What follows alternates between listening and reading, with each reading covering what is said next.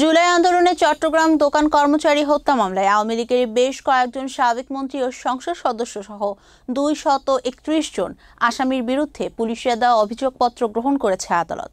25 September বৃহস্পতিবার এই আদেশ দেন চট্টগ্রাম চতুর্থ মহানগর হাকিম মোহাম্মদ মুস্তফা। এটি চট্টগ্রামে জুলাই আন্দোলনের প্রথম কোনো হত্যা মামলা যার অভিযোগপত্র গ্রহণ করা হয়েছে। অভিযোগপত্রে সাবেক পররাষ্ট্রমন্ত্রী হাসান মাহমুদ, সাবেক শিক্ষামন্ত্রী মহিবুল হাসান চৌধুরী নফেল এবং সাবেক ভূমিমন্ত্রী সাইফুজ্জামান চৌধুরী জাবেদকে আসামি করা হয়েছে। এছাড়া সাবেক 2 সিটি মেয়র আজম নাসির উদ্দিন এবং রেজাউল করিম চৌধুরী এই মামলায় আসামি। সাবেক সংসদ সদস্যের মধ্যে আসামি হয়েছেন 8 জন। গত বছর 3 আগস্ট সন্ধ্যায় চট্টগ্রামের বদ্দরহাট এলাকায় গুলিবিদ্ধ হয়ে মারা যান দোকান কর্মচারী মোহাম্মদ শহীদুল ইসলাম শহীদ। পরে নিহতের ভাই শফিকুল ইসলাম বাদী হয়ে 8 জন আসামির নাম উল্লেখ করে অজ্ঞাতনামা 300 থেকে 400 জনকে আসামি করে হত্যা মামলা করেন।